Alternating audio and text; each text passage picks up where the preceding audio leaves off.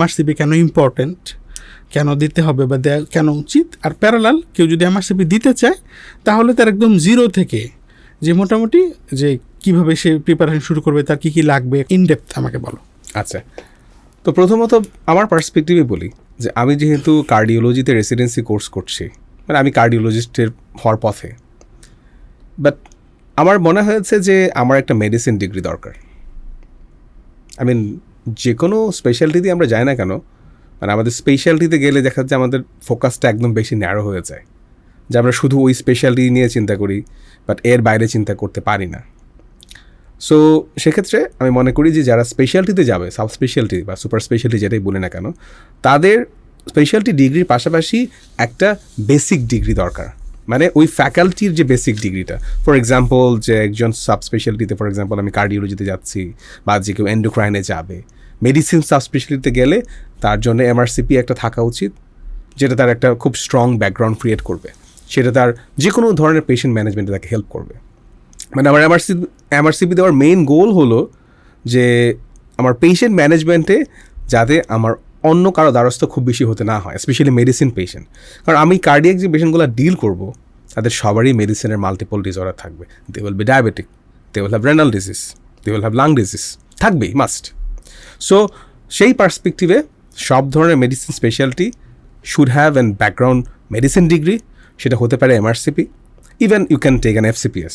But problem with FCPS হলো যে FCPS এখন তো 5 বছর, তাহলে আপনাকে 5 বছর প্রথমে এফসিপিএস করে তারপরে আপনি সাব স্পেশালিটি ঢুকবেন, আরও 5 বছর বা আরও 6 বছর লাগবে। I mean it will take 11 or 12 years শুধু পোস্ট গ্রাজুয়েশন, শুধু পোস্ট গ্রাজুয়েশন, এমবিবিএস তো বাদই দিলাম। সো প্রিভিয়াসলি এটা পসিবল ছিল যে আপনি এফসিপিএস করেই আপনি এমডি নন রেসিডেন্সি যেটা ছিল, আপনি খুব ইজিলি আপনি পার্ট 2 ট্রানজিশন করে ফেলতে পারতেন, খুব কুইকলি আপনি মানে এমডিটা কমপ্লিট করে ফেলতে পারতেন। বাট এখন এটা পসিবল না, 2 separate lines, this way or that way.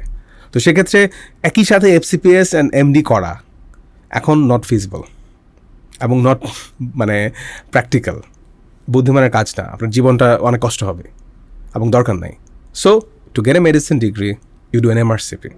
So আমার ক্ষেত্রে আমার মেইন গোলটা ছিল এটাই, যে একটা মেডিসিনের একটা ডিগ্রি থাকা। আর অবভিয়াসলি এটা আমার জন্য করাটা ইজিয়ার ছিল, কারণ এটার জন্য আমার আলাদা কোনো ট্রেনিং লাগছে না, আমি এমডি কোর্সের মধ্যে করতে পারছি। ইন্টারন্যাশনাল একটা এক্সপোজার, এবং এটা আমার কনফিডেন্সও দিবে যে না, আমি যে ডিগ্রিটা নিচ্ছি এটা internationally accepted, and I will become confident যে আমি জানি এবং পারবো, মানে পেশেন্টকে আমি সেফ কেয়ার দিতে পারবো, একটা প্রপার ডায়াগনোসিস অথবা অ্যাকর্ডিং টু গাইডলাইন আমি ট্রিটমেন্ট দিতে পারবো, মন করা না কোনো কিছু। আচ্ছা, আমরা প্রসিডিউর আগে আরেকটু কথা শুনে নেই। সেটা হচ্ছে তুমি তো ইউএসএমএলও দিয়েছিলে এবং ইউএসএমএল তুমি কোয়ালিফাইড হয়েছো, কিন্তু পরবর্তীতে তুমি আর আগাও নাই। তো এখন এমআরসিপি কি তোমার জন্য এটা একটা এক্সিট প্ল্যান কিনা? ওই বললাম, আমার আসলে মেইন এক্সিট প্ল্যান না আসলে।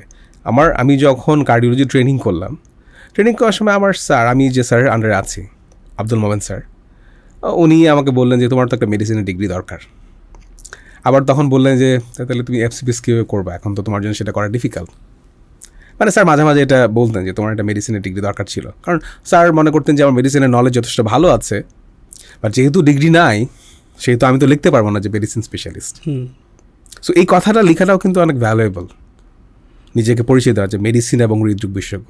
সো তখনই মনে হয়েছে যে না, আমার একটা এমআরসিপি ডিগ্রি দরকার, এবং এটা করতে আমার জন্য মনে হয়েছে যে আমার খুব বেশি কষ্ট হবে না। যেন আমি এমআরসিপি প্রিপারেশন শুরু করি জানুয়ারিতে, part 1 mainly focus preparation. Then I took the exam in April exam দেওয়ার পর ভাবি যে পার্ট 2 কি দিব কিনা এখন। পরে ভাবি যে দিয়ে দিই, পার্ট 1 তো দিলাম, পার্ট 2 যদি এখন না দিই দেখা যাবে যা পড়া ছিল সেগুলো ভুলে যাব, তাহলে এক টানে দিয়ে দিই, যা হওয়ার হবে। Then I took part 2 in September, মানে পরপর ডায়েট যেটা, তারপরে শেষ, done. Now I can focus more on my cardiology study.